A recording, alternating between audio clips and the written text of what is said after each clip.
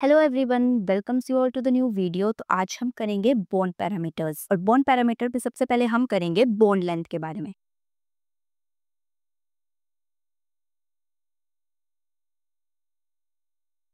तो bond length आपको नाम से ही क्लियर हो रहा है, बॉन्ड की लेंथ। अब बॉन्ड क्या होता है? जब दो मॉलिक्यूल्स आपस में कंबाइन करते हैं तो उनके बीच में बॉन्ड बनता है, जैसे मैंने आपको कोवलेंट बॉन्ड और आयनिक बॉन्ड के बारे में करवाया। उस बॉन्ड की जो लेंथ है उसको हम बोलते हैं बॉन्ड लेंथ। अब हम बॉन्ड लेंथ को कैसे कैलकुलेट करते हैं? बॉन्ड लेंथ कैलकुलेट होती है स्पेक्ट्रोस्कोपिक टेक्निक से, एक्सरे डिफ्रैक्शन से या फिर इलेक्ट्रॉन डिफ्रैक्शन टेक्निक से। अब जब दो मॉलिक्यूल आपस में कंबाइन करेंगे तो वो बॉन्ड की फॉर्मेशन करेंगे। जैसे हमारे पास मॉलिक्यूल है, अब यहाँ जो हमारा रेडियस होता है उसको हम सेंटर से कैलकुलेट करते हैं। ये मेरे पास एक मॉलिक्यूल है, दूसरा मॉलिक्यूल है, ये आपस में जुड़े हुए हैं।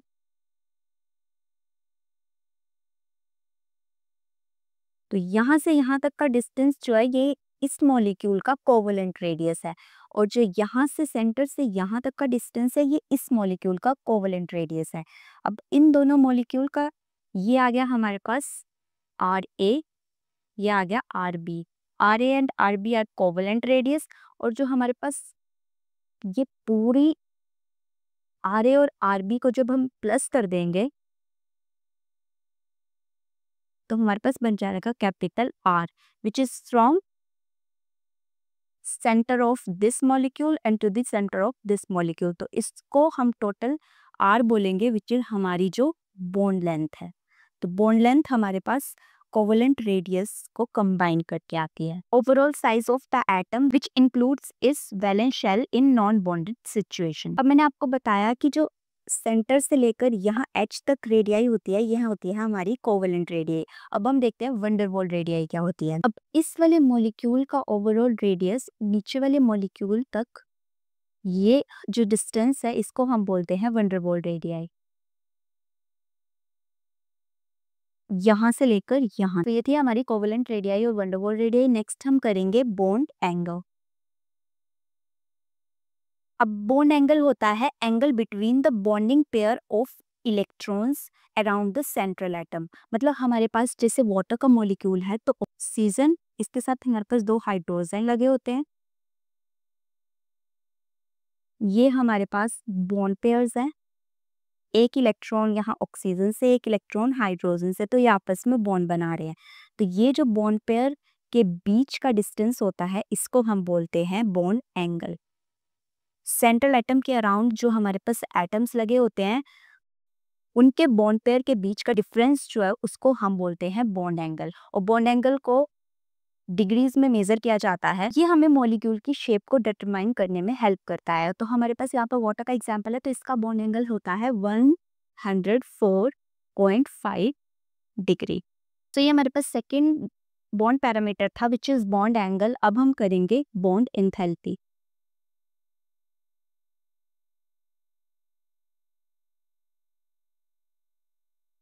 अब बॉन्ड एंथैल्पी, जिससे मैंने आपको बाकी एंथैल्पीज के बारे में बताया था कि वो एनर्जीज होती हैं, तो बॉन्ड एंथैल्पी भी बॉन्ड से रिलेटेड एनर्जी है। मतलब अगर किसी बॉन्ड को ब्रेक करने के लिए हम लोग कोई एनर्जी प्रोवाइड करवा रहे हैं तो उसको हम बॉन्ड एनर्जी बोलेंगे। जैसे मॉलिक्यूल के बीच में कोई बॉन्ड बना है, हमने उसको ब्रेक करवाना है तो हम उसको एनर्जी देंगे, और आफ्टर गेनिंग ऑफ एनर्जी वो मॉलिक्यूल अपना बॉन्ड ब्रेक कर देगा, तो उसको हम बोलते हैं बॉन्ड एंथैल्पी। और ये it is defined as the energy required to break the bond between the two atoms in a gaseous state. और बॉन्ड एंथैल्पी की यूनिट होती है किलोजूल मोल इनवर्स। जैसे हाइड्रोजन और हाइड्रोजन के बीच में बॉन्ड एंथैल्पी होती है 438.5 किलोजूल पर मोल। अब यहाँ पर तो सिंगल मोनोएटॉमिक एटम की बात की मैंने, जैसे हाइड्रोजन और हाइड्रोजन सेम ही एटम है तो इनकी बॉन्ड एनर्जी को हम बॉन्ड एंथैल्पी ही बोलते हैं। लेकिन अगर हमारे पास poly atomic atoms molecule present हो, जैसे जिसमें कार्बन, हाइड्रोजन, ऑक्सीजन ऐसे से अलग अलग डिफरेंट टाइप के एटम लगे हो और फिर वो मॉलिक्यूल बन रहा हो, तो उसके लिए हम लोग एंथैल्पी, उसके लिए हम जो टर्म यूज करते हैं उसको बोलते हैं मीन और एवरेज बॉन्ड एंथैल्पी। अब इसको हम कैलकुलेट करते हैं, जैसे एक एटम की बॉन्ड एंथैल्पी प्लस दूसरे एटम की बॉन्ड एंथैल्पी डिवाइड बाय कितने बॉन्ड ब्रेक हुए हैं, तो उसको हम मीन बॉन्ड एंथैल्पी को हम वैसे कैलकुलेट करते हैं। अब नेक्स्ट हमारे पास आता है बॉन्ड ऑर्डर।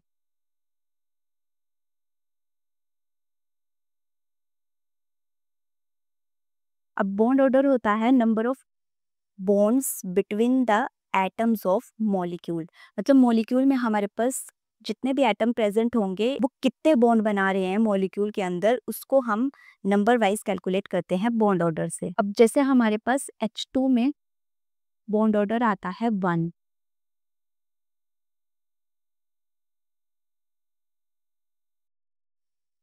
हमारे पास 2 ही एटम है और 2 ही इलेक्ट्रॉन इन्वॉल्व करके ये बॉन्ड बना रहा है, तो 3/2 हमारे पास हो जाता है 1। तो ऑक्सीजन में हमारे पास 4/2 हो जाएगा, क्योंकि यहाँ पर ऑक्सीजन डबल बॉन्ड बनाता है, तो 1 2 3 4 इलेक्ट्रॉन्स, 4/2 हमारे पास हो जाएगा 3।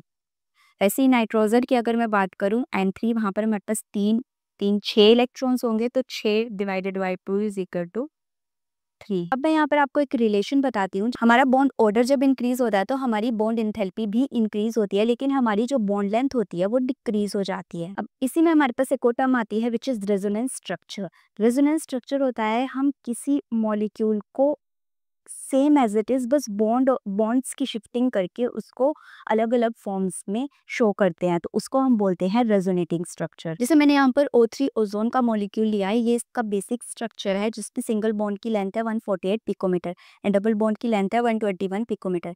वैसे ही मैंने इसका यहाँ पर रेजोनेटिंग स्ट्रक्चर बनाया, सिर्फ मैंने बॉन्ड्स को शिफ्ट किया है, तो यहाँ पर भी लेकिन बॉन्ड लेंथ सेम रही है।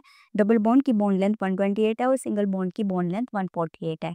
तो ये इस वाले ओजोन का रेजोनेटिंग स्ट्रक्चर मीन्स ये आपस में रेजोनेटिंग स्ट्रक्चर, ये आपस में इंटरकन्वर्टिबल है, क्योंकि ये सेम ही स्ट्रक्चर लग रहे हैं, बस इनको शो करने का तरीका थोड़ा अलग है। अब इन दोनों स्ट्रक्चर का एक कॉमन स्ट्रक्चर आता है जिसको हम बोलते हैं रेजोनेंस हाइब्रिड। अब ये वाला जो स्ट्रक्चर है ये इन दोनों रेजोनेटिंग स्ट्रक्चर का एक कॉमन स्ट्रक्चर है जिसको हम बोलते हैं रेजोनेंस हाइब्रिड। अब रेजोनेंस स्ट्रक्चर जो है वो मॉलिक्यूल को स्टेबिलिटी प्रोवाइड करवाता है। वो कैसे? क्योंकि जो नॉर्मल मॉलिक्यूल है उसकी एनर्जी बहुत ज़्यादा होती है, तो एनर्जी ज़्यादा होगी तो वो स्टेबल फॉर्म में एग्जिस्ट नहीं करेगा, लेकिन जो रेजोनेंस हाइब्रिड है उसकी एनर्जी थोड़ी कम होती है। तो जो उसका रेजोनेंस हाइब्रिड स्ट्रक्चर है वो सेम उसी की तरह है, लेकिन बस एनर्जी में डिफरेंस होने की वजह से वो ज़्यादा स्टेबल होता है। इसलिए रेजोनेंस जो है वो मॉलिक्यूल को स्टेबिलिटी प्रोवाइड करवाता है। इसी वजह से जो हमारे रेजोनेंस हाइब्रिड की एनर्जी है वो इन रेजोनेटिंग स्ट्रक्चर से बहुत ज़्यादा कम होती है। So that's all about the bond parameters. और इसमें एक और टॉपिक इन्वॉल्व था विच इज रेजोनेंस या रेजोनेटिंग स्ट्रक्चर्स। तो मिलते हैं नेक्स्ट वीडियो में, तब तक के लिए कीप लर्निंग एंड एक्सप्लोरिंग ज्ञान विद विज्ञान।